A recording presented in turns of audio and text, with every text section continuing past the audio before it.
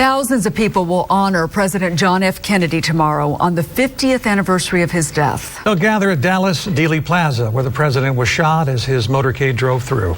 Crews have spent days getting ready there. They have repaved the street, put up barricades, and added risers to accommodate crowds. For all that's changed in 50 years, the feeling of sadness there remains for many visitors. John Kennedy's 1,000 days in the White House were marked with successes and failures, but always carried on his belief that this country could do better and should. One of his enduring ideas, the Peace Corps, sending Americans across the globe to help developing nations, is at work tonight in 76 countries. So while we remember the man who died on that Dallas street, there are Oklahomans who work every day to keep that president's idealism alive, just as it so brightly lit this country 50 Novembers ago. There's Mrs. Kennedy, and the crowd yells, and the President of the United States.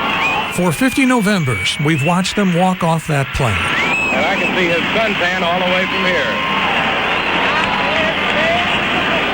For 50 Novembers, we've watched that big navy blue Lincoln driving towards doom, wishing we could jump into the haze and scream, go back, turn around, stop, before that turn onto Houston.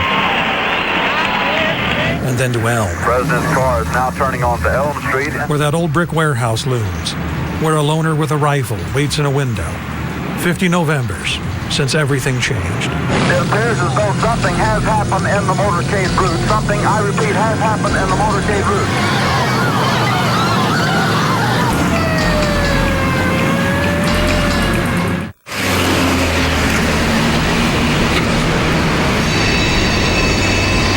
For 50 Novembers, there has never not been someone outside the school book depository, pointing, picture taking, quietly wondering why and what if. My first memory is actually my mother crying when we watched the assassination of President JFK on TV. 50 years later,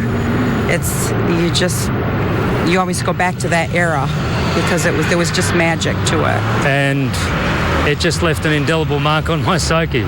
For all those who come here on a personal quest, the Assassin's Floor, the 6th, has become a museum.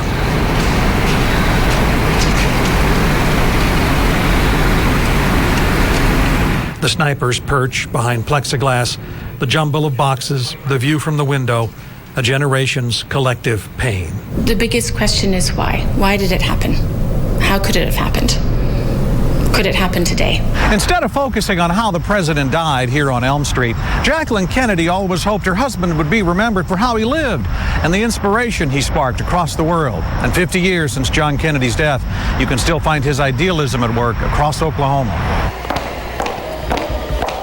If anybody could spell the word basket. At Owasso's Stone Canyon Elementary School, you'll find it in the work of Joanna Dossett, teaching English to immigrant children. A revelation that came to her a decade ago in the faraway Cape Verde Islands as a volunteer in President Kennedy's Peace Corps. It's really amazing how it worked. I had no idea before, no idea what I wanted to do with this, great expanse of life that was ahead of me, and Peace Corps just showed me. There can be no greater service to our country and no source of pride more real than to be a member of the Peace Corps of the United States. I could see right away that's something I wanted to join. And so in 1965, as a college student, former Tulsa Mayor Roger Randall went to Brazil as a Peace Corps community development volunteer. He keeps a photo of the home in which he lived in his wonderfully cluttered office at OU Tulsa, a repository of a lifetime of travels and public service that began when he answered John Kennedy's challenge. We were representatives of the idealism of America, and our presence was a concrete expression of that idealism. Joanna Dossett keeps a favorite quote in her classroom next to some of her Peace Corps photos.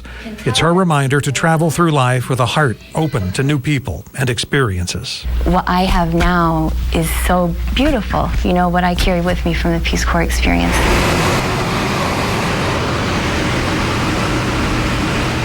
So many still flock to Dallas to see the X's painted on the street, that 6th floor window, to remember where a man died. But to find the true measure of that man, look elsewhere.